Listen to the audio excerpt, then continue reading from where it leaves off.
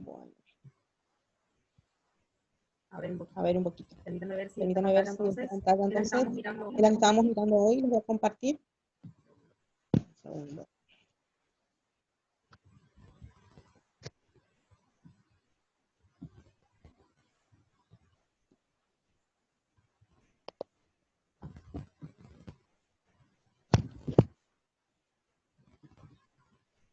Compartir.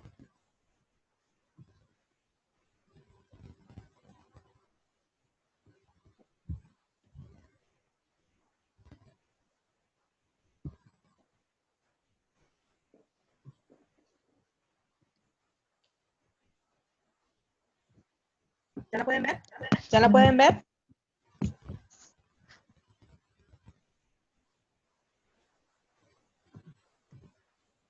¿Pueden ver, chicos?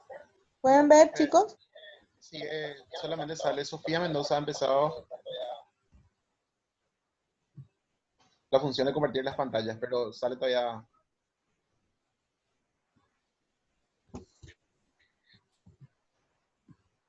¿Y ahí? ¿Y ahí?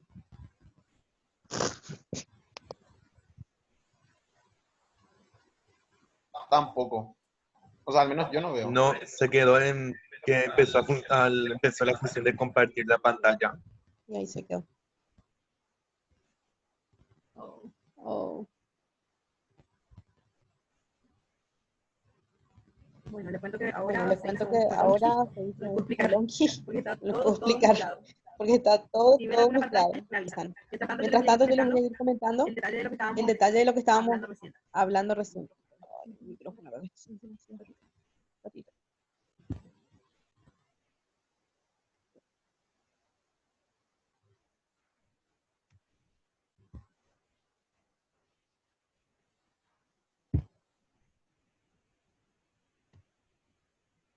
Ahí está.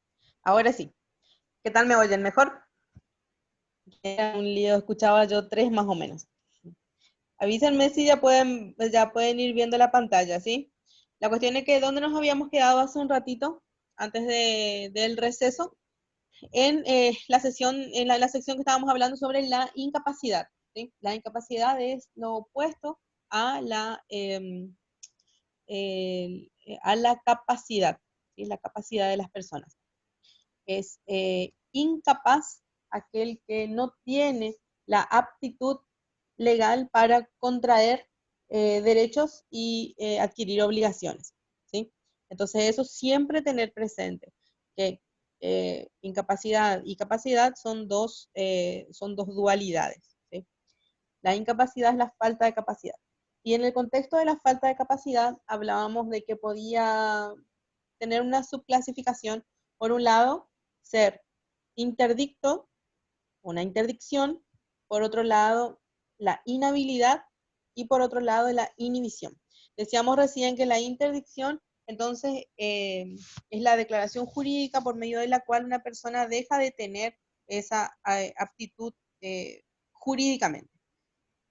Se requiere entonces que tengamos una sentencia definitiva de un juez de primera instancia que ordene que una determinada persona ya no es hábil, no es apta, ¿sí? Es interdicta. Ese es el término correcto, interdicto. Y hablamos también de la inhabilidad, que decíamos que la persona es inhábil cuando tiene ciertas características, como las que puntualmente nombra nuestro Código Civil a partir del artículo 89 y 90, dice que inhábil es aquel drogadependiente, dependiente de estupefacientes y el alcohólico, ¿sí? Y habla también de la debilidad senil en el caso de que la debilidad no sea absoluta, no sea demasiado fuerte, ¿sí? Es decir, cuando inicia el abuelito a perder su aptitud, a perder su capacidad de discernir, es un inhábil, ¿sí? También, en la mayoría de los casos, requiere una sentencia judicial, ¿sí? En donde se declara a esa persona inhábil. ¿Esto para qué se busca? ¿Por qué se exige que tengamos una sentencia definitiva? para salvaguardar el derecho tanto de la persona que es inhábil, que en sus momentos pierde completamente la lucidez, sea por el uso o abuso del alcohol, de estupefacientes o la misma demencia senil, para salvaguardar sus derechos propiamente dichos y también de los terceros que le asisten. La familia, por ejemplo, sus albaceas o aquellos herederos que quieren el resguardo de los bienes. ¿Entienden?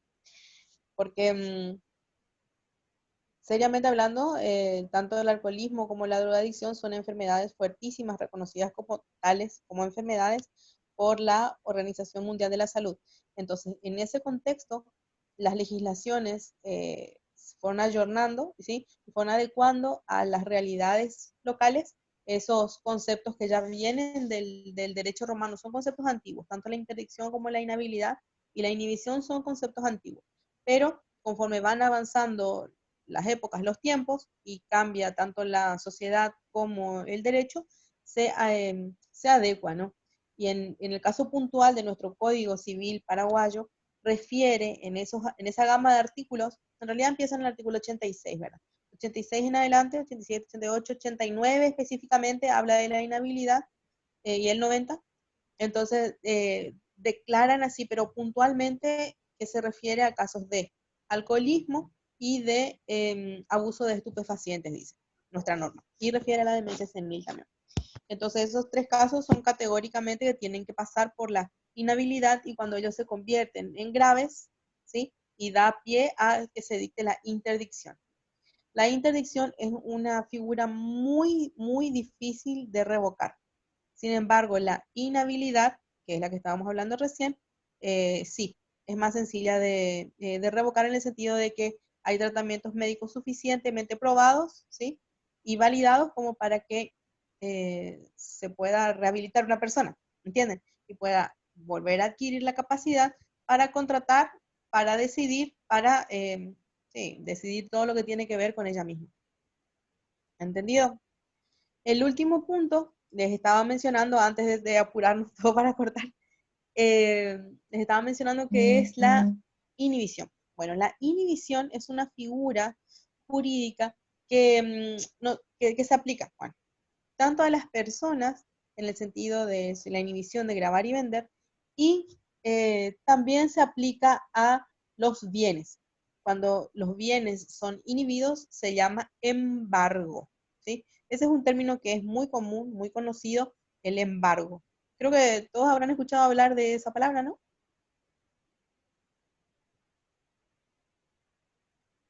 ¿Sí? ¿No? Estimo que sí. Bueno, la cuestión es que el embargo entonces se traba, la forma correcta de decir es que un embargo se traba sobre los bienes de la persona, ¿sí? Los bienes materiales, ¿sí? Un celular, los objetos de la casa que no son objetos de primera necesidad, un vehículo, un terreno, ¿sí? Son todos objetos que son embargables o pasibles de la aplicación de un embargo. El embargo es la inhibición a los bienes de una persona. Y la inhibición propiamente dicha pesa sobre una persona física, ¿sí? O jurídica en los casos en que, por ejemplo, haya una deuda, un abuso de una deuda impaga, en donde ya no haya forma de cobrarle a las personas a través de sus bienes materiales, entonces directamente ya se la inhibe a la persona, ¿sí? Es decir, se la deja sin la posibilidad de negociar en cuanto a la venta o compra-venta de objetos y de bienes, ¿sí? No puede contratar créditos, no puede vender cosas, nada que sea a su nombre. ¿Por qué? Porque pierde la libertad para comerciar, ¿sí? Esa es la figura jurídica correcta. Entonces, cuando hablamos de que una persona está inhibida, ¿sí? Inhibida, hablamos de que sobre ella misma pesa una prohibición de grabar y vender. Es decir, que la persona ya no es libre para contratar. ¿Entiendes? No es libre para contratar. Entonces, allí es el caso en el que se da la inhibición. Y el embargo es sobre los bienes materiales que son de propiedad de esa persona. ¿Quedó bien clara la diferencia?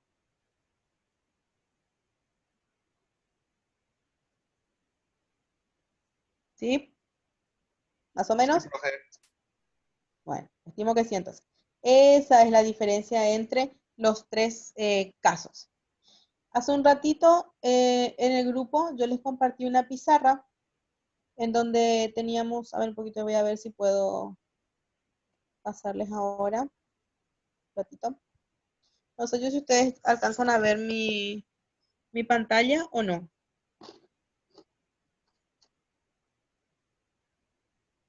No, Sí, todavía ven la pantalla anterior, yo ¿verdad? veo todavía la pantalla de sujeto de comunicación, persona, la anterior. Mm. Bueno, permítanme un segundo, controles, y vamos a compartir.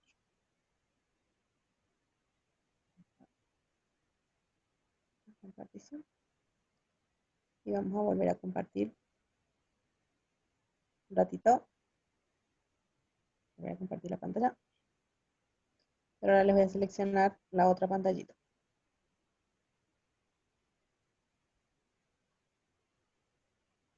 Les voy a pasar directo desde el WhatsApp, así que si por ahí ven alguna cosa extraña, disculpen. Si cae algún mensaje o algo así, por favor. Bueno, esta pantalla que está ahora publicada, bueno, un ratito que enseguida les va a aparecer. Enseguida les va a aparecer. Es similar a lo que estuvimos conversando recién. ¿Sí? A ver, les voy a agrandar. Un ratito. Esta pantalla es similar a lo que estuvimos viendo recién, ¿sí? Miren que tienen derecho a la comunicación y a la información, ¿sí? El detalle de lo que estuvimos hablando, la persona, cómo es. Acá en este caso, en esta pantalla, tiene unos 3 conceptos desde los distintos puntos de vista, tanto desde el punto de vista jurídico, como de la sociología y un poco de filosofía, y el netamente jurídico, que es el tercer concepto que está allí, que habla de que es el ente, ¿sí? Susceptible de adquirir derechos y contraer obligaciones. Así que era el que vimos que estaba en el artículo 15 del Código Civil paraguayo. ¿Está? Y más allá abajito tienen el dibujo, el gráfico, de la persona en sí, ¿sí? Cuando la persona, cuando la persona es una persona física en su individualidad y el agrupamiento de personas físicas que conforman un nuevo ente, una nueva entidad, una nueva figura jurídica. Vamos aquí, la otra sección, Código Civil paraguayo. Artículo 15, Código Civil paraguayo. Dale. Artículo 15, Código Civil, que es la persona y el concepto de capacidad. Y la incapacidad, ¿sí? Incapacidad, es a partir del artículo 86, detalle de lo que son los interdictos, los inhábiles y los inhibidos a partir del 86 del Código Civil paraguayo. ¿Se entendió bien? Aquí está, que les estoy compartiendo, también está el detalle de cuando una persona es efectivamente capaz, ¿sí? Que la capacidad puede ser tanto de hecho como de derecho, ¿sí? Y puntualmente aquí les anoté el Código de la Niñez y la Adolescencia para tener presente la Ley 1680 del año 2001, es el Código de la Niñez y la Adolescencia. Esa jurídica tiene detalles de cuando la persona es considerada niño, adolescente y mayor de edad. Esta normativa, este artículo específicamente codificado cuando la mayoría dejó de ser 20 años y pasó a los 10. ¿Entendido? Se modificó al año más adelante, recién en el año 2006, se modificó el artículo 3 de la ley 2001 y que ofrecía entonces mayoría de edad a partir de los 18 añitos. ¿Sí? Pero solamente para tener presente que el niño, ¿sí? El niño considerado tal ese nombre desde 0 a 3, el niño cumplido. Cumple 14, el chico cumple 14 años y ya es considerado un adolescente. Entonces, los 15 y es ya un adulto. Cuando el joven tiene 17, o sea, bueno, los 17 años es considerado un adulto. Menor adulto. Este es el que usan los códigos de la niña, ¿verdad? A pesar de que el término menor ya no se usa más para hacer referencia a los niños. ¿Sí? Ahora de niños, adolescentes, ya no decimos más el menor de derechos del niño y del adolescente del año 3. Se consideró universalmente que era un término peyorativo hacia los infantes, entonces se sugirió que la normativa en todos los sentidos, que en vez de decir código del menor, se diga código de la niñez. Y en todos los textos que encuentren jurídicos pueden notar que se diga menor de edad, por el joven, por el nombre del infante. Siempre va a ser niño de edad. También hay que marcar que más de que es necesario va a hablar de niños, adolescentes, hablar de niños, de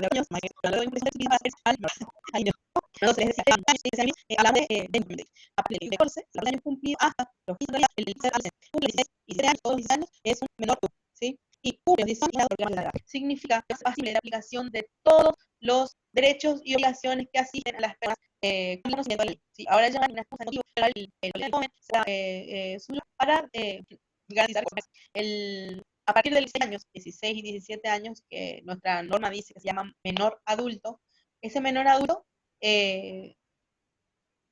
ya es imputable. No la norma se aplica a un mayor de edad, sino la ley penal adolescente. Por ejemplo, un adolescente que sale a robar, ¿sí? Perdón, se movió ahí, chicos. Un adolescente que sale a robar, por ejemplo, él va a ser capturado, en el hipotético caso que sea capturado, este menor adulto no va a ser imputable con la ley común y corriente que se nos aplica a cualquiera que sea mayor de edad, mayor de 18 años, sino, o sea, el Código Penal, por ejemplo, si no se le va a aplicar el Código Penal adolescente, ¿sí? Que tiene unas normas distintas, unas sanciones distintas a las del Código Penal ordinario. Por ejemplo, va a ser recluido no en una prisión ordinaria, sino en una prisión penal adolescente, ¿sí? Por ejemplo, como el Panchito López. Son instituciones que están preparadas para tratar con esta clase de personas, ¿sí? O sea, los jóvenes todavía necesitan concluir su formación, necesitan tener contención, ellos aún están protegidos por todo lo que es el artículo 53 de nuestra normativa, de nuestra Constitución Nacional, que hace referencia al acogimiento, a la acogida que hay que darle a estos chicos para que fortalezcan su ser, su formación, ¿entienden? O sea que no los podemos dejar librados a la suerte a que vayan a aprender quién sabe qué cosa en Tacumbú, por ejemplo, ¿entienden? Entonces ellos van a un establecimiento específico que cuenta tanto con psicólogos, con personas que los ayudan a desarrollar algún oficio, inclusive a la formación escolar para que concluyan primaria o secundaria lo que le corresponda, ¿entienden? Mientras que pagan su culpa por haber cometido un delito. ¿Está? Sin embargo, una vez que cumplen los 18 años, ¿sí? Ya el menor adulto pasa a la mayoría de edad y en ese sentido el rigor de la ley se aplica con toda su fuerza, ¿sí? ¿Por qué? Porque se estima que a esa edad el menor adulto adquiere plena conciencia de las consecuencias que tienen los hechos que vaya a realizar. De las consecuencias jurídicas estamos hablando.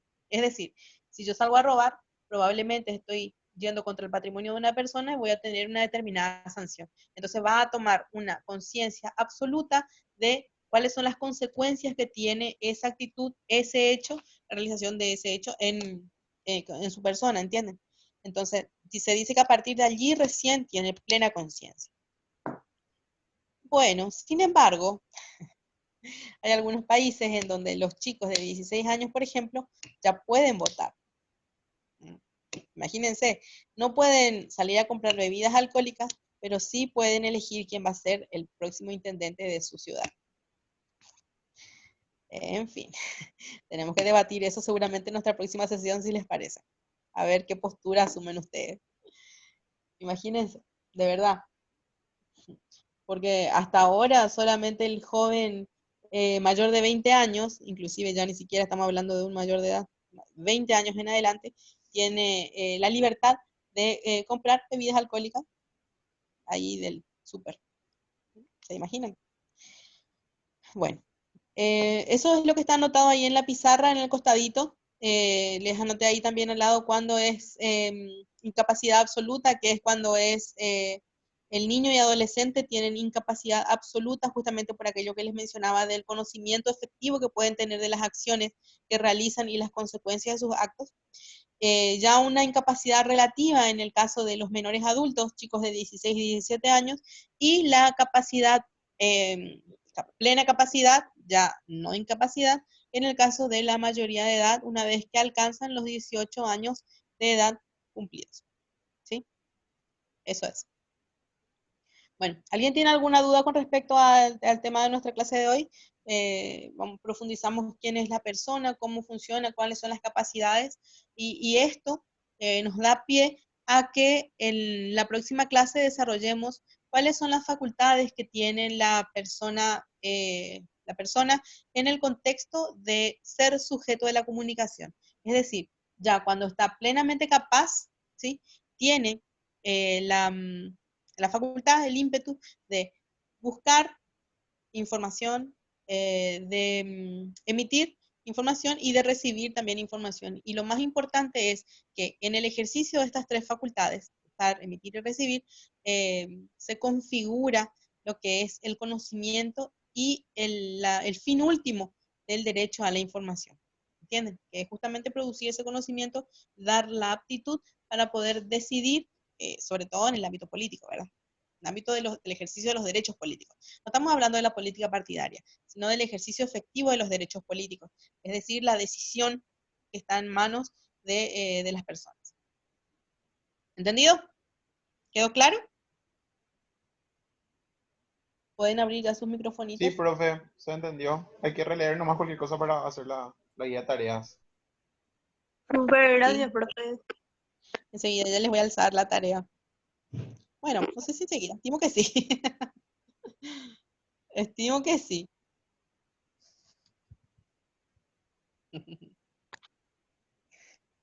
Piensen si tienen alguna duda.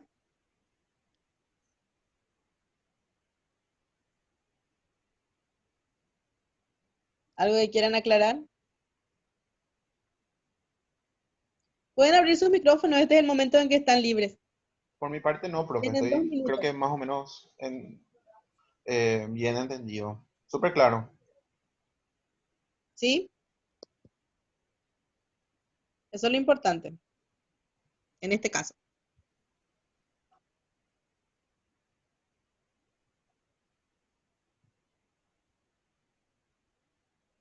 ¿Les quedó claro cuándo hay capacidad y cuándo no hay?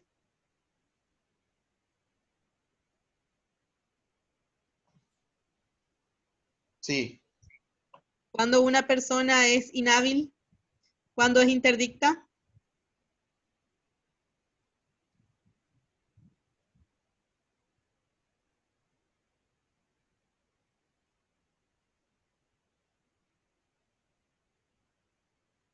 ¿Y cuándo una persona es incapaz? Según entendí, cuando una persona es incapaz, cuando ya, o sea, para que seas incapaz, tienes que estar, o sea, no puedes estar, no puedes ser, no puedes dominar tu propio ser y el Estado ya o sea, judicialmente como no me acuerdo, no me viene el término, te decreta una persona incapaz de tomar decisiones, entonces, tipo, hay una nueva legislación que te ampara y ciertas cosas, tanto para casos de demencia o problemas con drogas y eso. No sé si estoy equivocado. No, así es.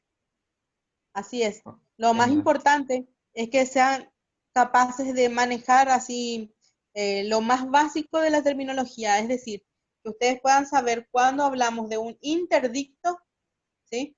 Cuando hablamos de un inhábil es un incapaz relativo y es aquel que es el alcohólico, drogadicto o en los inicios de la demencia senil. Inhábil. ¿Ya? Interdicto es el que es hablamos del demente. ¿Sí? Bueno, chicos, ha sido un gusto compartir con ustedes. Gracias, profe. Nos vemos. Me comentan después qué tal les pareció y qué mejoramos para la próxima, ¿ok? Dale.